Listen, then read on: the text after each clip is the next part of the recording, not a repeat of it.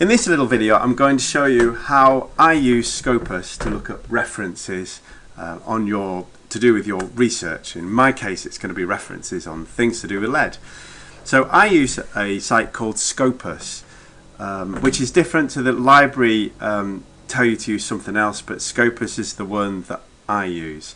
So I don't use Summon, it's Scopus. So how do I find Scopus? Well, what I do is I go to a web browser and I'll bring it over here, and the address that you need to use for the web browser is www.scopus.com, and then you press return. Now if you're in the university already, then you should go straight to this screen here, which is the opening search screen.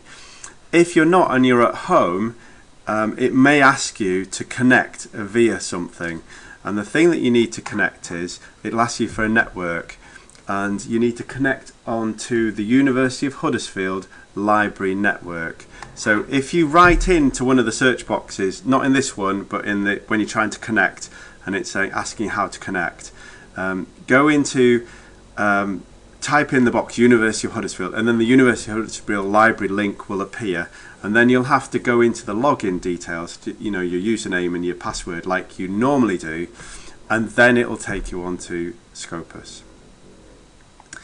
Once you're onto Scopus, you've got some search and you can do some keywords. So I've got here, at the moment it's an article, abstract, keywords, but you can use different fields, so you might know the author or the keywords, but generally I generally start off with article title, abstract and keywords.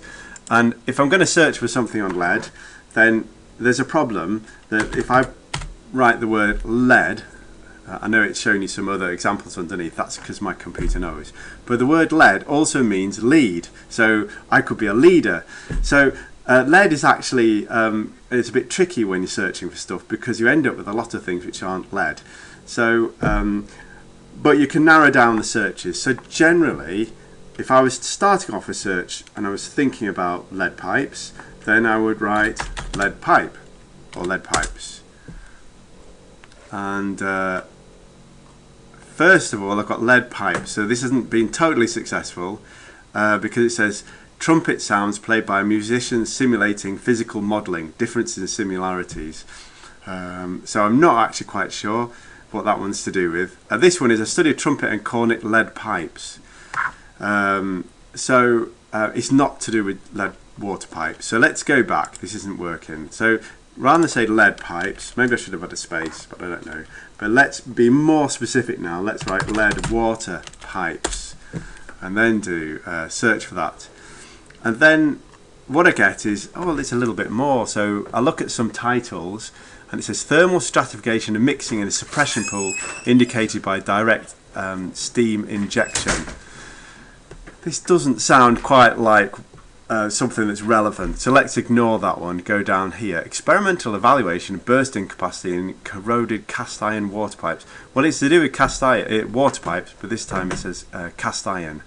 So I'm going to just have a little look down and see if there's anything that I can recognise with lead water pipes, and I'm struggling a little bit. This is again cast iron, so it's recognised the word iron water pipes, but it's a lot of more is perhaps done on cast iron than is done on lead.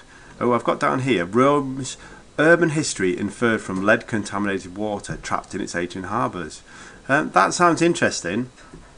Might not be directly relevant, but it might tell you something about the Romans. And if you're doing a little introduction and want to say something very short about the history of lead pipes, then it might tell you something. I wouldn't read it in full, I'd maybe just look at the abstract or the intro. Let's go on and let's see what else is there. There's a lot of things that perhaps are not relevant on here. Lead water pipes.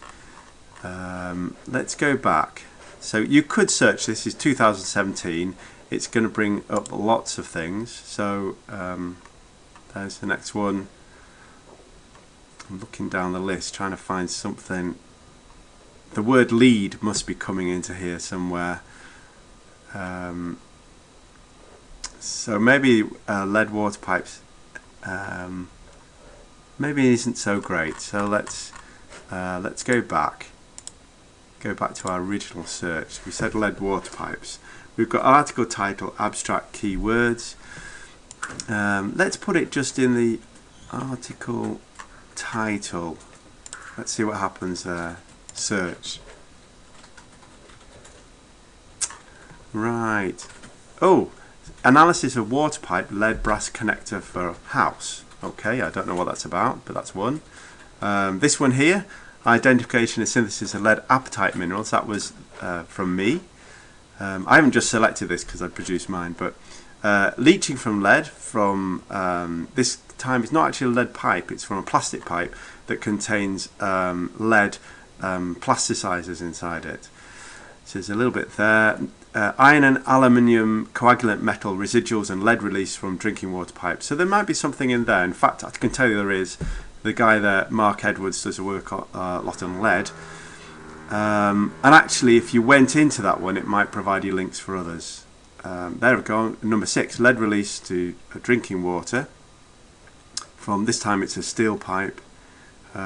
Keep going on, and you'll find a little bit more. That's from lead pipe and drinking water. That's to do with copper, though. Lead contaminated drinking water for partial lead service line replacement. So again, that's another paper. So there's not lots, but there is something to go on from there. And one of the things I want you to do for your literature review is focus not so much on the whole paper, but have a look at the introduction. How are they introducing it? What references are in the introduction? So you get a general view of the chemistry of lead pipes and just why are they important and why are people studying lead pipes. Some of these papers will all give you an introduction which will tell you. If I go back, lead water pipes, so that's a water pipe. We could try another search, and then the other search is lead in tap water. So lead in tap water. Sticking with the article title, there's more references here. Lead in tap water. Here's one here, 2013, challenges in quantification of lead in tap water. That might be useful. If I change the search from article title, let's go back to article title, abstract and keywords, lead in tap water, and do a search. That might provide me a bit more. It might be too broad. Drinking water sensor for lead, but we're not doing sensors. Oh, this is one. It connects to Flint. So poor tap water quality experiences and poor sleep quality during the Flint. So that provides you a bit of background information about the Flint water crisis in the States, and there's some others here to do with that. So maybe I go back up here, lead in tap water. Maybe that's a good one. Another one is drinking water. So lead in drinking water. You could search that one. And you might find some references there. And then drinking water actually has another name. It's called potable water. So drinking lead in potable water. So, and you could search that one, and again you might find some other references there. If you're dealing with, let's say, a mineral, so I'll give you a mineral, for example, is hydroceratite is a mineral. It's a lead mineral. One of the projects is on this. You could write hydroceratite, do a search, and you could see what other people maybe have done. Lots of areas where they're using hydroceratite, so you don't want to look at all these papers, but see if you can find anything relevant to your project. And if you're not sure, maybe come and ask me. In fact, because we've all joined the Yammer site, a great thing to do would be to get the reference link rather, copy and paste it and put it on the Yammer, and then maybe I can have a look. So this one's maybe relative, might be useful.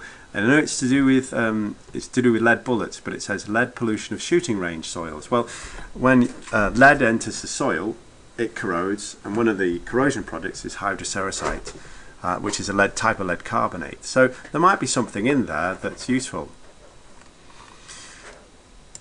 Let's say, let's say you found a reference you want. So what do you do then? Let's say lead pollution of shooting ranges. Now I don't know, but the reference says South African Journal of Chemistry. the University of Huddersfield doesn't have access to all the journals, so it may be that we don't have access to this one. We will have the abstract, and sometimes that's useful, but we may not have the whole thing. But I can actually see on this side here, it says open access. So this one means that you don't have to have the university doesn't have to buy the license to use this journal. It's open access. So let's go and click it. And it's given me the abstract. And it says open access there. And it says export this document, or it says save to PDF. But actually what I want is a link to the full text, which is here. So I'm going to click that one, the little green button. Wait a little bit longer, and there it's given me the abstract, and somewhere up here download the article. So I'm going to download, and there it is, lead pollution of shooting ranges. So I can save that and read it at will, so at my leisure. But what I would probably do is initially I would just have a look at the introduction. It'll tell you little bits of chemistry and things that are relevant. So if you go straight into the full text, it's maybe very specific to lead bullets, and you might not be able to follow everything that's there. Years, so the ones with circles next to them are years. I've got Dougie talking in the background. I will pause this if I could.